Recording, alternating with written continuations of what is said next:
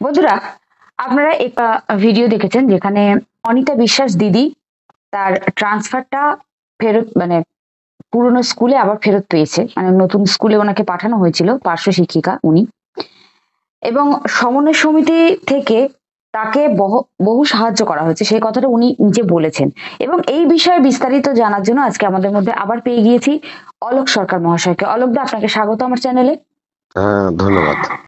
দাদা, এই যে অনিতা দি হঠাৎ করে ট্রান্সফারটা হলো, এটা কি ঠিক হয়েছিল? দেখুন, আচ্ছা, আমি প্রথমেই সকলকে আন্তরিক শুভেচ্ছা জানাচ্ছি। দীর্ঘদিন পর আবার আমি একটু আর কি এতে এলাম। যাই হোক, আগে আমি এই অনিতা ম্যাডামের বিষয়টা একটু বলে নিই, তারপরে অন্য বিষয় ঢুকবো আমি। অনিতা ম্যাডাম গুসকরায়, উনি গুসকরার একটা প্রাথমিক বিদ্যালয়ের শিক্ষিকা ছিলেন। ব্যক্তিগত অসুয়া থেকে তার বিদ্যালয়ের প্রধান শিক্ষক এবং সংশ্লিষ্ট মানে সার্কেলের এসআই দুজনে মিলে ম্যাডামকে একটা অন্য স্কুলে ট্রান্সফার করে দেয়।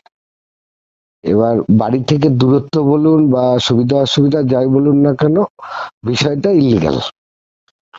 এটা কোনো আধিকারিক বলুন বা কোনো বিদ্যালয় প্রধানই বলুন, এটা করতে পারেন না, কিন্তু ক্ষমতা আছে, ক্ষমতার অপব্যবহার করব দিয়ে তারা করে দেখিয়ে দিয়েছিল আর কি।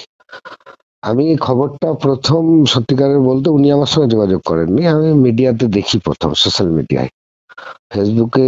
পুরুলিয়ার রাজেশ ব্যানার্জি আছে, আপনি জানেন, ও এটা পোস্ট করেছিল এবং আমার হোয়াটসঅ্যাপে ও একটা আর কি পাঠিয়েছিল। আমি সঙ্গে সঙ্গে ওর সঙ্গে যোগাযোগ করি, এই ম্যাডামের নম্বর নিয়ে ম্যাডামের সঙ্গে কথা বলি এবং আমি ওনাকে বলি যে আপনি যদি লড়াইটা করতে পারেন তাহলে আমরা আপনার পেছনে আছি, অবশ্যই আপনাকে সব রকমের সহযোগিতা দেওয়া হবে, কারণ এটা অন্যায়। আরো একটা বিষয় এই প্রসঙ্গে বলি, আমি দীর্ঘদিন ধরেই দেখবেন বলে এসেছি, গত 2 বছর ধরে প্রায়, আমি প্রায়শই কথাটা বলে থাকি যে এই সরকারের কাছে আমরা আর কিছু পাবো এই আশাটা কেউ রাখবেন না। এরা কিছু দেবে না, বরং আমাদের কাছ থেকে নেবে। সেটা হচ্ছে আমাদের যেগুলো আছে সেগুলোকে কেড়ে নেবে। আমি বলেছি বারংবার, আজও বলছি আমি, আমাদের যেগুলো আছে সেগুলো রক্ষা করা দরকার, কর্তব্য আমাদের। যেটুকু যা আছে, যাই থাকুক না কেন, এগুলো কারার জন্য ওত পেতে আছে। আর এই ওত পেতে থাকার জন্য এই আমলাতান্ত্রিক সরকার, আমলা দ্বারা পরিচালিত সরকার বেশ কিছু এজেন্টও ছেড়ে রেখেছে, যারা আমাদেরই সহকর্মী। আমাদের সেই সহকর্মীগুলো মুখোশ পরে লুকিয়ে থেকে আমাদের সঙ্গে মিশে আমাদের অধিকারগুলোকে হরণ করে নিচ্ছে। তারা প্রতি মুহূর্তে তাদেরকে সহায়তা করছে আমাদের অধিকারগুলো হরণ করতে। তো এদের কাছে নতুন কিছু আশা করা আমাদের কি বলবো, ভুলই বলতে পারেন। সেটা প্রমাণিত হচ্ছে বারংবার।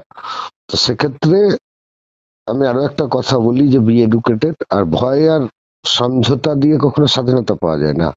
তো মূলত এই লড়াইটা বলুন যাই বলুন, মনিতা ম্যাডাম নিজেই লড়েছেন, আমরা ওনাকে সাপোর্ট দিয়েছি, সাহস জুগিয়েছি, কিন্তু পুরো কৃতিত্বটাই উনার পাওনা।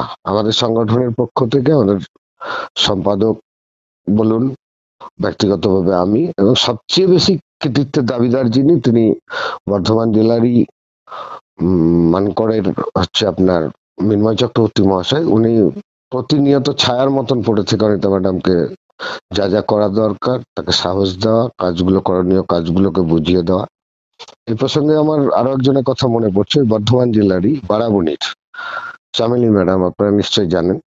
হ্যাঁ, ওনার হ্যাঁ। সঙ্গেও গত বছর ওই চাইল্ড রেজিস্টারের কাজ সংক্রান্ত ওনার এসআই ওনার বেতন বন্ধ করে দিয়েছিলেন, অশালীন আচরণ করেছিলেন, তারা ফিরিয়ে দিতে বাধ্য হয়েছিল, কারণ আমরা জানতাম আমরা যেটা করছি সেটা ন্যায়, এই অধিকারটা আমাদের আছে। এই মুহূর্তে অবশ্য চামেলি ম্যাডামের সঙ্গে একটা অন্যায় আরো একটা ঘটেছে তার বিদ্যালয়ের পক্ষ থেকে, এখনই আমি আপনাকে বলছি না, আমরা ওটা নিয়েও লড়াই করছি, খুব তাড়াতাড়ি আমরা ওটাকে রিকভার করব, তারপরে মিডিয়াতে আমরা জানাবো। তো এই এই বিষয়টাই আমাদের, নতুন কিছু পাওয়ার নেই, কিন্তু যেটুকু আছে সেটুকুকে কেড়ে নেওয়ার একটা সাংঘাতিক রকমের প্রচেষ্টা চলছে। আমাদের অধিকার, আমাদের মান সম্মান মর্যাদা, সবচাইতে বড় কথা আমাদের আত্মবিশ্বাস এবং মাথা উঁচু করে বেঁচে থাকার যে প্রচেষ্টা, সেটাকে ভুলণ্ঠিত করার জন্য এই আমলাতান্ত্রিক সরকারের আমলারা, তারা তো চেষ্টা চালাচ্ছে, আর সেটাকে সফল করার জন্য আমি আবারও বলছি আপনাকে, কিছু মুখোশধারী এজেন্ট আছে, যারা আমাদের মধ্যেই, আমাদের সহকর্মী, আমাদের সঙ্গেই লুকিয়ে আছে, তাদের তারা প্রচেষ্টা প্রতি মুহূর্তে চালাচ্ছে এবং তারা কোথাও কোথাও হয়তো সফল হচ্ছে। তার কারণ আপনি জানেন, এই পেশাটা এতটাই নিরাপত্তাহীনতা, অমর্যাদার হয়ে গেছে, এখন দাঁড়িয়েছে আমাদের কাছে। অনেকে আত্মহত্যা করেছে এর হাত থেকে বাঁচার জন্য, অনেকে ধুঁকছে মৃত্যুর দিকে এবং অনেকেই আশা ছেড়ে দিয়েছে। এমন জায়গায় একটা নিয়ে যাওয়া হয়েছে, হতাশা বলুন, মানে ব্যর্থতা, সমস্ত কিছু নিয়ে আমরা এমন জায়গায় নিমজ্জিত যে আলো দেখাবার, পথ দেখাবার কেউ নেই। আমরা বারংবার বলেছিলাম যে লড়াই আন্দোলন বলুন, আদালত বলুন, আমি ব্যক্তিগতভাবে আন্দোলনে অত্যন্ত বিশ্বাসী। একটা সময় আমি বলেছিলাম যে এই সময়টা আন্দোলনের নয়, কেসের সময়।